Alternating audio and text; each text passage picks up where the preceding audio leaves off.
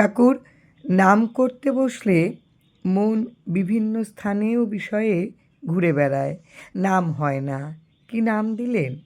ঠাকুর বললেন, তোমার পূর্বজন্মের সাধিত নাম শুনাইছি, নাম দেই নাই। মাতৃজঠরেও নাম শুনাইছিলাম, প্রকৃতির রাজ্যে আইসা ভুইলা গেছো, পুনরায় নাম স্মরণ করাইয়া দিছি।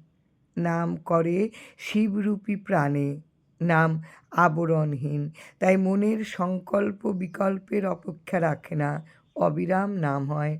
নাম শুনতে মন লাগে না, মন যেইখানে ইচ্ছা ঘুরে বেড়াক, তুমি নাম শোনার জন্য অপেক্ষা করবা, মনের দিকে লক্ষ্য রাখবা না, লক্ষ্য রাখবা নামের দিকে।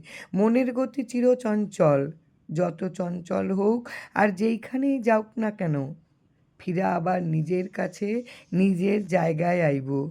ফিরা আইসা তুমি যেই নাম শুনছ, মনও সেই নাম শুনতে পাইব। তুমি সর্বদা নাম শোনার অভ্যাস করো। জয় রাম, জয় রাম। গুরু কৃপাহি কেবলম।